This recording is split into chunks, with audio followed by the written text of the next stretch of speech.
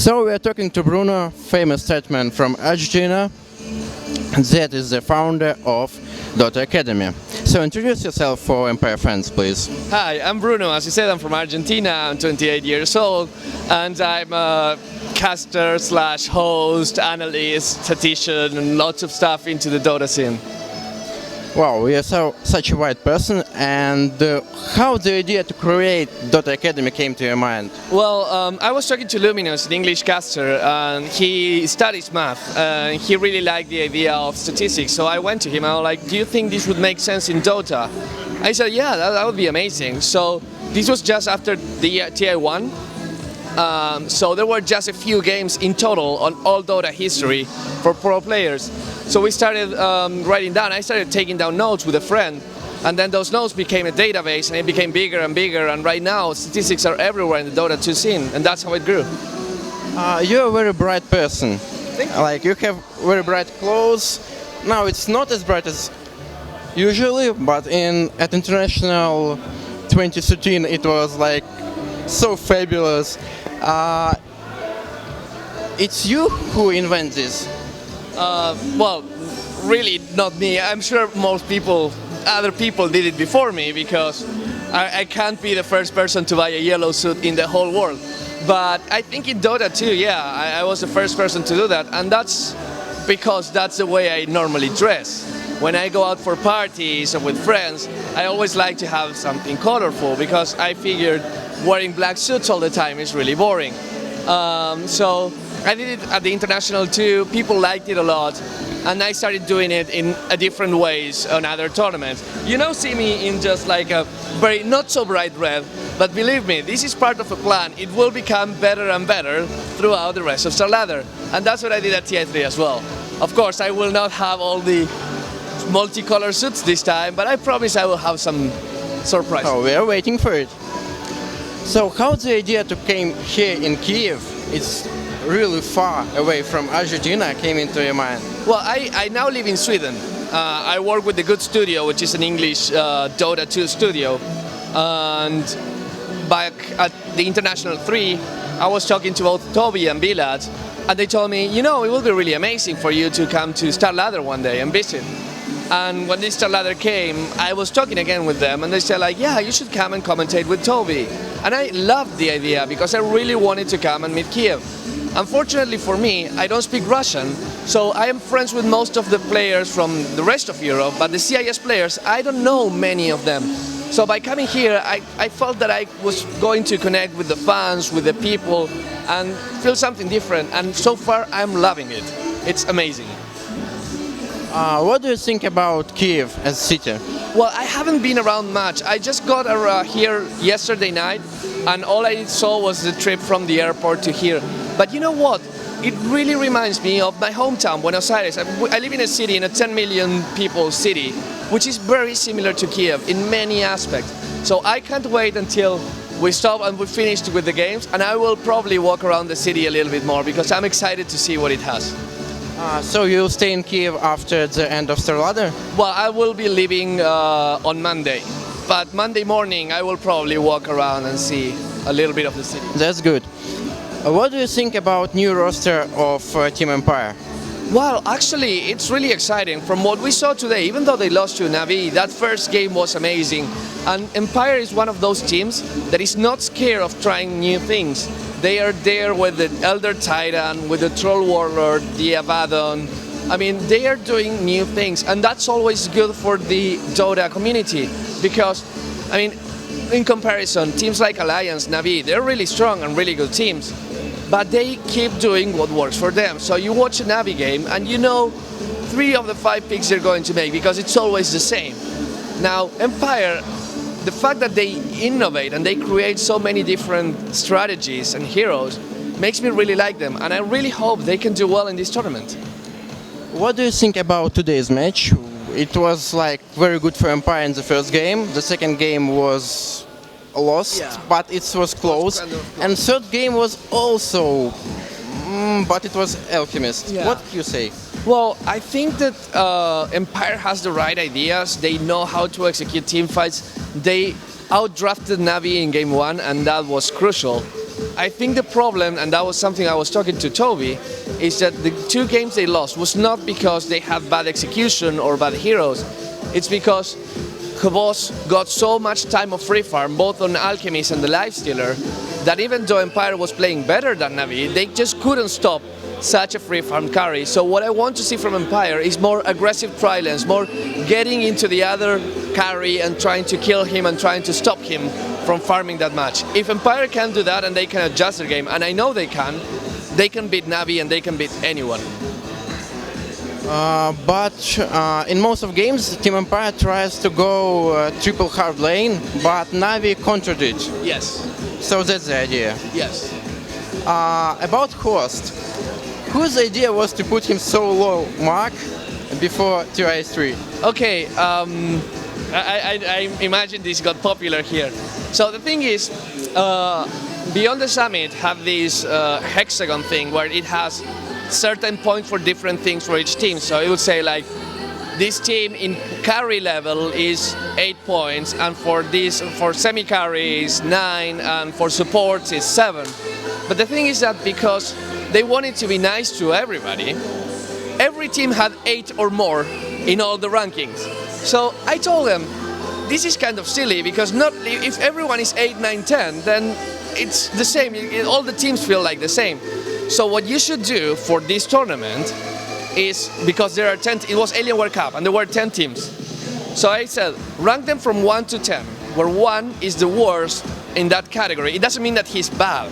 It's just the worst of the 10. Like, so the worst carry will get a 1, the second will get a 2, until the 10. And they went and did it. And then when they did that, they decided that Hbos was number 4, so he has 6 other carries better than him.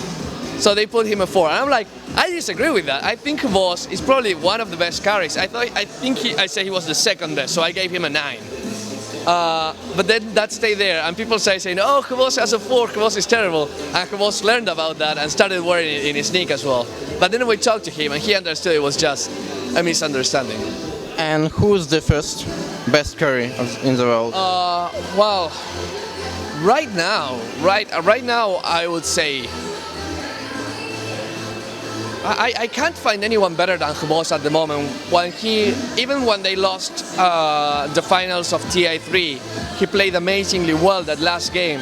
And back then, when Alien World Cup was there, I think the best carry was Joe, the IG carry player. The one we thought it was very good was Joe. Unfortunately for him, he stopped playing well, and then at TI3 he just didn't show up. But I mean, with Joe out of the picture, I think Hbos is probably the best, if not one of the best. Can you make a prediction who will win StarLadder? I'm going to go with the unpopular answer, and I think it's going to be Navi, because Navi, they feel that they have something to prove here. The CIS people that love them all the time, now some of them are like, well, it's not universally loved. I talked to many people, who do you cheer for? And 1 year ago, everyone would have said Navi, because we're in Kiev, Ukraine, it's the hometown of Navi. But right now, people are not too convinced. And I think the players know that, and they want to prove themselves, and they want to tell the people, don't forget about us, because we're still good. So I think that will give Navi the edge to win. But that's my Is Empire an underdog? Yeah, I think Empire is, if they win this next match of the losers bracket, they will have a good chance of actually getting to the finals, because they proved that they can beat Navi. And Alliance right now, they're playing a little bit worse than Navi. So if they can beat Navi, and I also watched the Empire versus Alliance game in the online part of this tournament, and Empire did pretty well. So I think Empire can beat Alliance, and they can beat Navi. So it's all about winning the first match, the match they have to do right now, because they will be maybe worried about not losing. But if they win that and they get confidence, they can get to the finals. And what do you think about Aliens? Like last year, IG was the best team.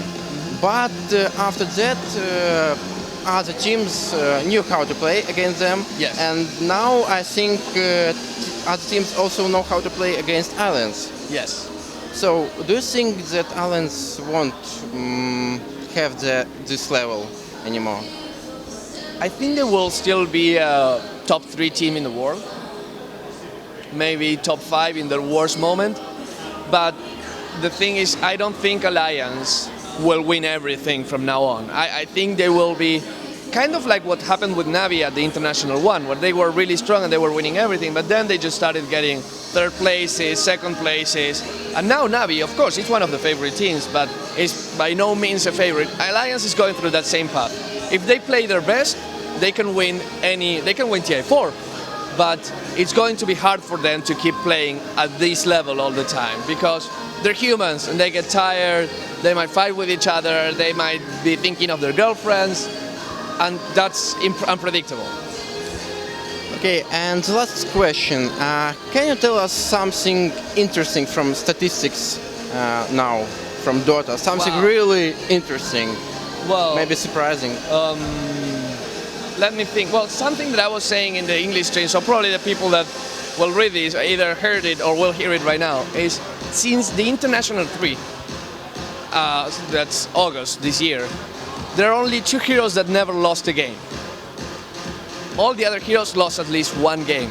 And these 2 heroes are Skeleton King, which won 2 games and never lost a game, and Ricky, which won 8 games and lost nothing. Ricky was used by Aliens, as I remember. Yes, and also Navi. And Skeleton King, I saw Navi played them when they had 5 dragons, I suppose. Yes, and there was another one, someone told me today, it was, I think it was an American team picking Skeleton King as well. And what do you think about Medusa? Medusa has the potential to be one of these really strong heroes because it matches so well with the heroes that are trending right now. Medusa, for example, with Troll Warlord, will do a lot of damage because split shot with the fast attack from Troll Warlord's ultimate will do a lot of damage. With Elder Titan, with the stone form from the ultimate of Medusa and the spirit which reduces the armor, will be a lot of damage as well. So I think Medusa synergizes with many of the heroes that are really good right now. And it only needs one team to start using her and everyone else will start copying that and we'll see a lot of Medusa in this. Have you seen the game where Rattlesnake International was playing against 4FC, and 4FC picked Medusa, and it was the game that decided if Rattlesnake will will play against Team Empire to come here? Yes, I didn't see that much live, but I saw a VOD with it, yeah. So the Medusa it has such survivability, and it was really crucial. So yes, that's the thing about Medusa. It used to be, before the change to the ultimate, she used to be one of these carries that had to farm 20 minutes to start doing something and 40 minutes to actually be useful, kind of like Spectre.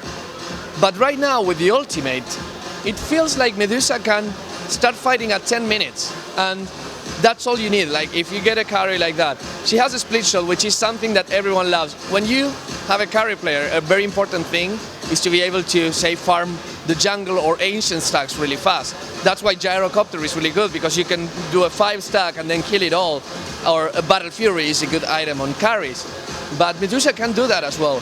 And that will mean that someone will find a way to farm really fast on her, make her work at 10-15 minutes into the game, and after that, as you said, it's very survivable, very strong, deals lots of damage, and you can't team fight against her because she pops her ultimate and you have to run away or you die. And Meepo is useless hero? Meepo is a pretty useless hero at the moment, yeah. I really like the idea of the hero, I like the concept, but still, it's very, very hard to execute. I'm not saying that it can't be played, but here's the thing. You have to, if you're a pro player and you pick Meepo and you have to be good at Meepo, you have to play 100% all game in order to win. While other carries like Alchemist or Anti-Mage, you can play at 50% and still do well. You can not be at your best. And that's why, even though Meepo is good, it forces the player to be so into the game that you can't play Meepo well 100% of the time. And are you waiting for Techies? What? Techies. Yes, yes, absolutely. back when I think earlier this year was when Dota 1 was having their last tournaments at GST in the Philippines. They still play Dota 1, and one of the teams there, Pacific, they play techies mid a lot, and it's really good because you put your mines on the side, so no one can. If they come and gank you, the mines kill them and stun them, and you can push the lane with your mines as well. It actually works surprisingly well. So people say, oh, techies means that it's a guy that will be level 3 20 minutes into the game and will be putting mines. But that's pub games. In real pro games, techies farms really well. You can't stop him from farming, and he can protect himself with mines so that you can't really gank him. I believe some teams will like him and will start playing him when he comes. But let me tell you something. Techies is not coming anytime soon. We will have to wait a lot. Okay, so maybe you like to say some shoutouts. And Well, shout out to, especially to my sister, which she's about to have a baby. I'm going to be an uncle for the first time, so shout out to her. Shout out to all the people from the Good Studio, which are in Sweden where I live, and they're probably watching StarLadder now and having fun. So shout out to them. And of course to one more thing, to everyone in Ukraine coming here and everyone from CIS, because as I said before, I want to know more of you guys. I want to be friends with you. Someday I will learn Russian. It's hard. It's a hard language. okay, thank you a lot. No problem.